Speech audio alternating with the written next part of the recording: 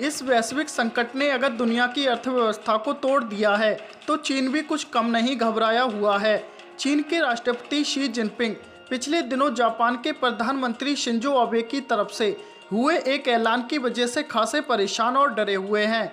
जापानी पीएम आबे ने एक ऐसी अर्थव्यवस्था को तैयार करने का प्रस्ताव रखा है जो चीन पर कम से कम निर्भर हो। आबे चाहते हैं कि अगर कोई संकट आए तो सप्लाई चेन पर किसी तरह का असर नहीं पड़ना चाहिए।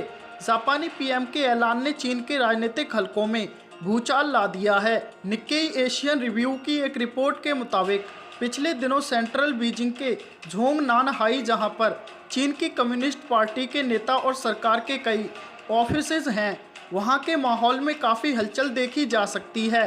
चीन की अर्थव्यवस्था से जुड़े करीबी सूत्रों के हवाले से निक्केई ने लिखा है, विदेशी कंपनियां अब चीन को छोड़कर जाना चाहती हैं और इस बात को लेकर सभी काफ़ी चिंतित हैं। सूत्रों की माने तो जापान के पीएम की तरफ से जो पैकेज चीन छोड़ने पर इंडस्ट्रीज को देने का फैसला किया गया है, उसने सरकार की ओर राष्ट्रपति जिनपिंग की नींदें उड़ा दी हैं।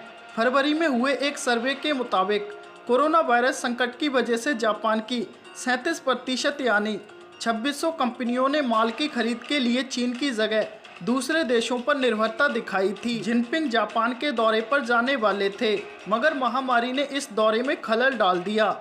ये जिनपिंग की पहली जापान यात्रा थी और इस दौरान चीनी राष्ट्रपति दोनों देशों के बीच रिश्तों की नई शुरुआत का ऐलान करने वाले थे। साल 2020 में जापान में ओलंपिक्स का आयोजन होना था और जिनपिंग की योजना आबे का उत्साहवर्धन करने की भी थी। अब जिनपिंग का दौरा और ओलंपिक्स दोनों ही कैंसिल हो गए हैं। साथ ही जापान और चीन के रिश्तों में भी खराश आनी शुरू हो गई है। 5 मार्च को आबे ने जापान के टॉप बिजनेस लीडर्स से मुलाकात की थी और इसी मुलाकात में शिफ्ट फ्रॉम चाइना नीति को तैयार किया गया था। 7 अप्रैल को जापान ने आपातकालीन इकोनॉमिक पैकेज का ऐलान किया, जिसमें $2.2 बिलियन का फंड इंडस्ट्री के लिए तय किया गया। घबराए जिनपिंग ने इसके अगले दिन यानी 8 अप्रैल को ही पोलित ब्यूरो स्टैंडिंग कमेटी की एक मीटिंग बुलाई। निक्केई की रिपोर्ट में लिखा है कि बीजिंग में हुई इस मीटिंग में जिनपिंग काफ़ी परेशान थे।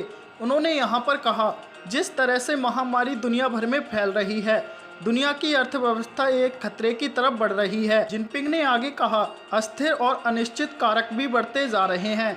शी कम्युनिस्ट पार्टी के मुखिया भी हैं। उन्होंने सभी को साफ कह दिया कि बुरे दौर के लिए तैयार रहें।